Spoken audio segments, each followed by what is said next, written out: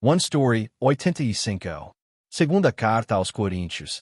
Não recebam a graça de Deus em vão. Segunda Carta aos Coríntios, do capítulo 1 ao capítulo 13. Esta é a segunda carta registrada na Bíblia que Paulo escreveu à igreja em Corinto. Embora tenha havido, de fato, outra carta escrita entre 1 e 2 Coríntios, as Escrituras preservaram apenas estas duas. Nessa carta, Paulo continua a proclamar o valor da vida do povo de Deus, aqueles que foram salvos pela justiça de Deus. Agora, entramos em 2 Coríntios. O Deus de toda consolação, o Pai de misericórdias. Paulo diz: assim como participamos abundantemente dos sofrimentos de Cristo, também por meio de Cristo transbordamos em consolação. E ainda, assim como vocês participam dos nossos sofrimentos, também participam da nossa consolação. De fato, houve muitos sofrimentos para Paulo, e também para os primeiros cristãos que confessavam Jesus como Senhor. Paulo fala abertamente: são servos de Cristo. Estou fora de mim para falar assim, mas eu sou ainda mais. Trabalhei muito mais. Fui preso mais vezes. Fui açoitado com mais severidade, e muitas vezes exposto à morte. 5 vezes recebi dos judeus 40 açoites menos 1. 3 vezes fui espancado com varas. 1 vez fui apedrejado. 3 vezes sofri naufrágio. Passei 1 noite e 1 dia em alto mar. E a lista continua. Perigos nos rios. Perigos de assaltantes. Perigos entre o meu próprio povo e entre os gentios. Na cidade, no deserto, no mar. E entre falsos irmãos. Ele diz: tenho trabalhado arduamente, muitas vezes sem dormir. Tenho passado fome e sede. E além de tudo isso, suporto diariamente a pressão da minha preocupação por todas as igrejas. Mas a Bíblia fala do benefício do sofrimento. Foi bom para mim ter sido afligido, para que aprendesse os teus decretos. Paulo também explica a razão do sofrimento. Isso aconteceu para que não confiássemos em nós mesmos, mas em Deus, que ressuscita os mortos. Onde Deus permite sofrimento, Ele também provê consolo. Sempre há socorro do Espírito Santo.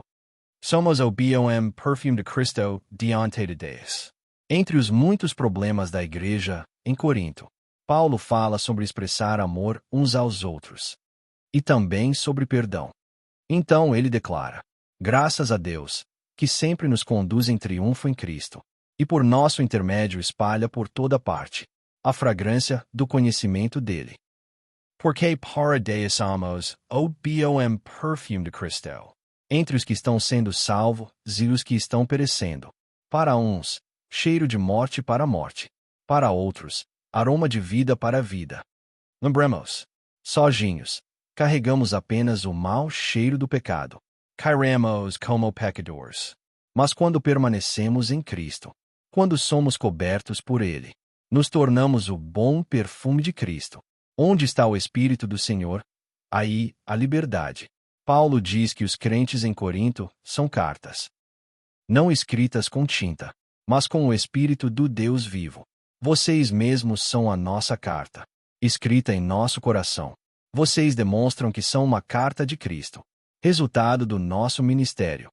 Suas vidas talvez ainda não se parecessem com Cristo, mas eram reconhecidos como cristãos, não pelo que tinham feito, mas pelo Espírito de Deus que estava neles.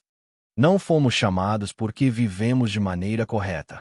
Nós vivemos de maneira correta porque fomos chamados. Isso não vem de nós. Vem de Deus.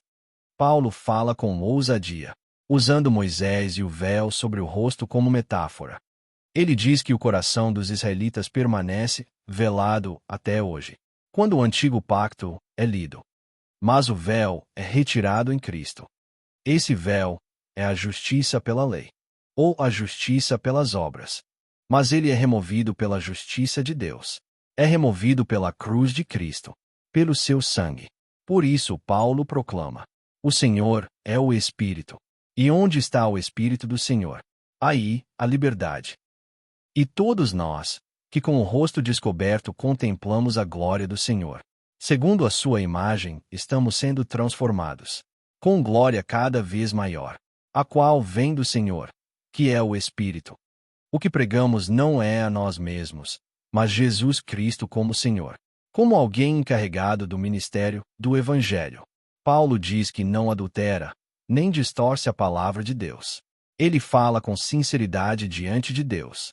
Ainda assim, alguns não recebem o Evangelho, não porque ele não tenha poder, mas porque suas mentes estão veladas. Eles estão perecendo, e o Deus deste século cegou seus entendimentos. O que Paulo proclama não é a si mesmo, nem a qualquer homem, mas Jesus Cristo como Senhor. Assim como Deus disse: haja luz nas trevas. Assim também ele agora faz brilhar a luz do conhecimento da sua glória no coração dos pecadores. Nós não somos a luz, mas carregamos esse tesouro em vasos de barro. O poder extraordinário pertence a Deus, e não a nós.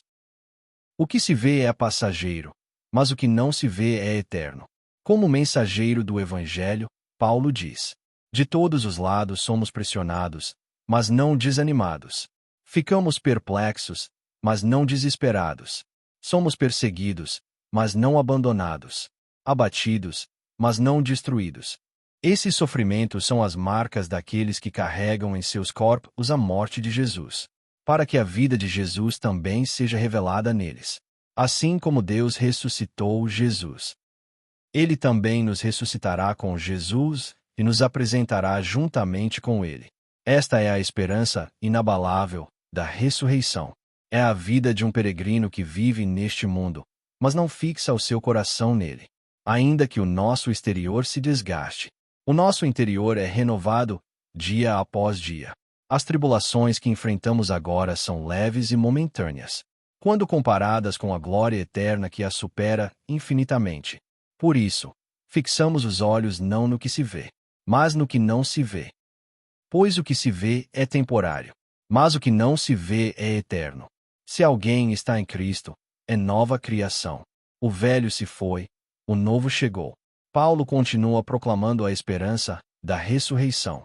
A nossa tenda terrena será destruída, mas temos da parte de Deus um edifício, uma casa eterna nos céus, não construída por mãos humanas.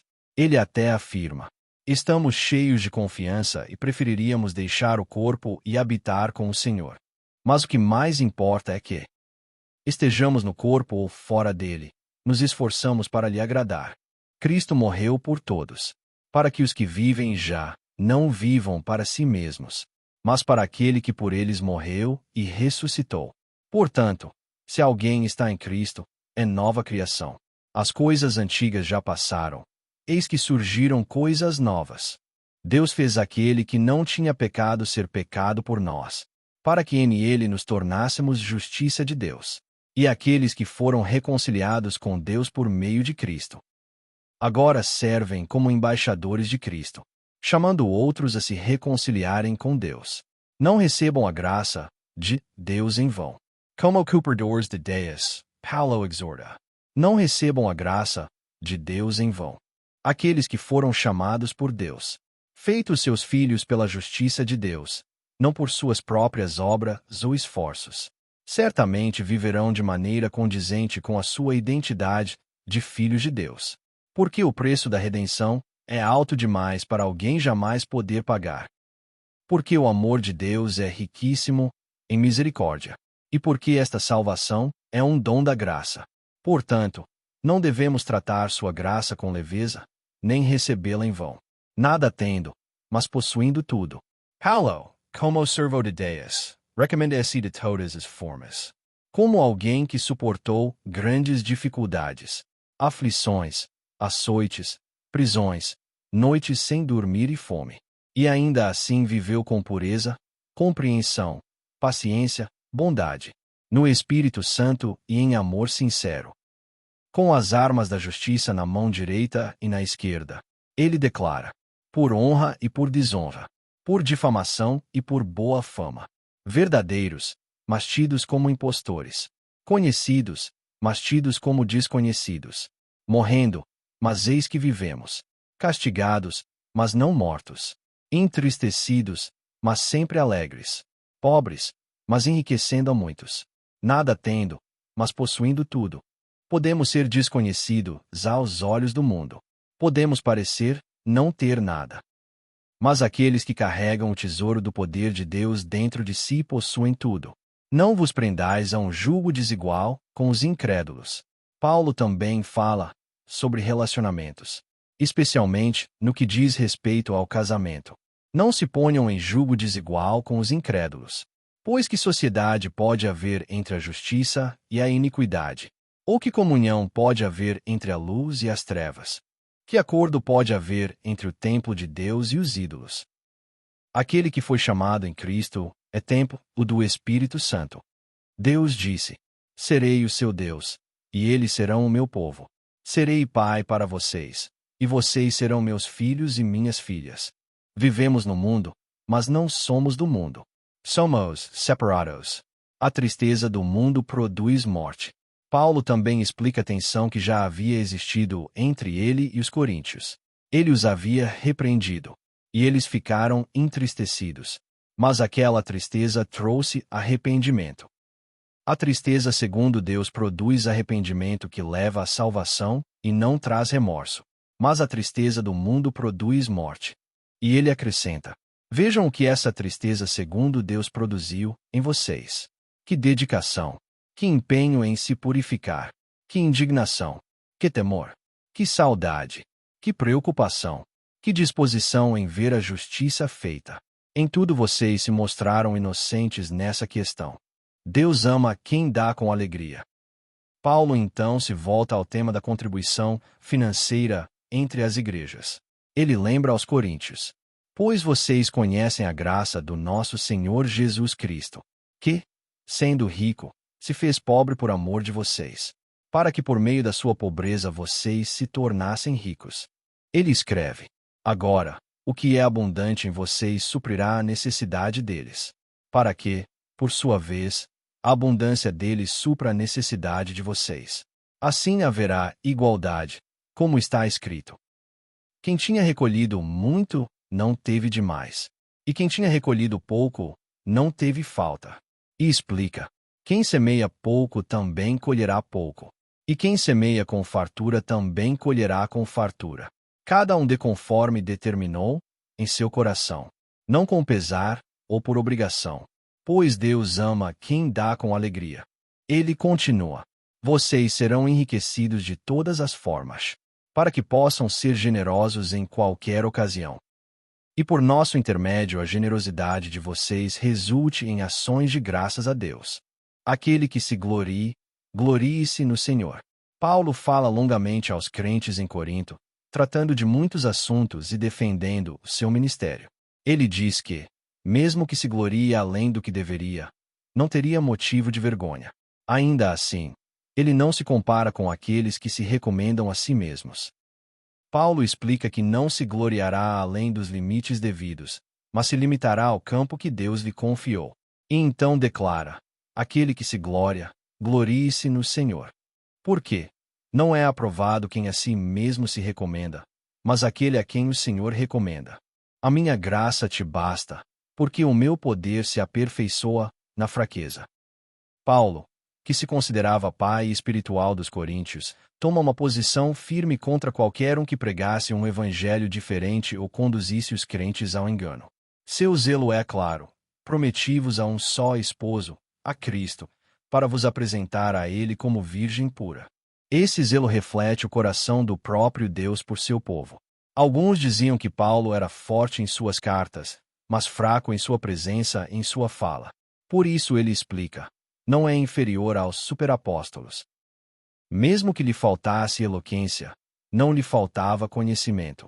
E cuidou de não ser pesado para eles, humilhando-se por amor a eles. Ele lembra o seu afeto, dizendo: Deus sabe que vos amo. Ainda que pareça insensatez, Paulo lista seus sofrimentos, açoites, naufrágios, fome, frio, perigos de toda espécie. Mas o que realmente pesa sobre ele é a preocupação com todas as igrejas, e o ardor do seu coração por aqueles que são fracos ou levados ao erro. Por isso afirma: se é preciso gloriar-me, gloriarei nas coisas que mostram a minha fraqueza. Ele fala de ter sido arrebatado até o terceiro céu, ao paraíso, onde ouviu coisas inefáveis. Mas recusa-se a se gloriar nisso, para que ninguém o estime mais do que convém. E, por causa dessas revelações extraordinárias, recebeu um espinho na carne, para que não se exaltasse. Não sabemos ao certo o que foi esse espinho, mas Paulo pediu 3 vezes ao Senhor que o afastasse. E o Senhor lhe respondeu: A minha graça te basta, porque o meu poder se aperfeiçoa na fraqueza. Então Paulo declara: De boa vontade, pois, me gloriarei nas minhas fraquezas, para que sobre mim repouse o poder de Cristo. Essa é a força de Paulo, não sua própria capacidade, mas o poder de Cristo habitando nele. Ele diz: Quando sou fraco, então é que sou forte. Embora tivesse todos os sinais de um verdadeiro apóstolo, perseverança, sinais, prodígios e milagres, não buscou se exaltar, mas edificar os outros. O que realmente desejava era ver os crentes de Corinto firmes como povo de Deus. Examinai-vos a vós mesmos para ver se estáis na fé. Paulo diz que não poupará os que continuarem no pecado. E desafia os crentes. Examinai-vos a vós mesmos, se realmente estáis na fé. Provai-vos a vós mesmos.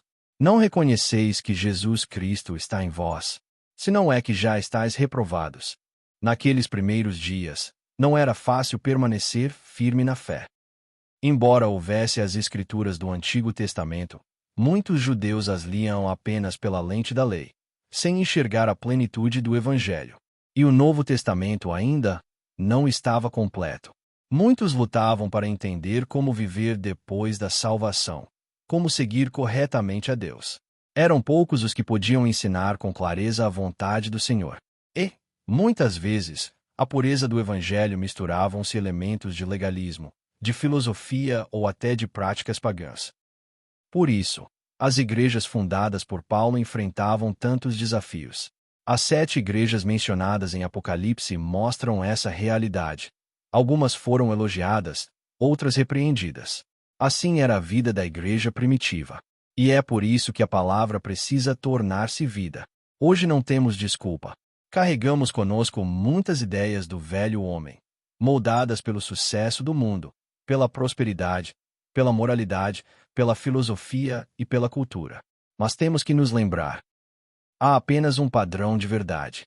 É a palavra da vida, os 66 livros da Bíblia. O Deus de amor e de paz estará convosco.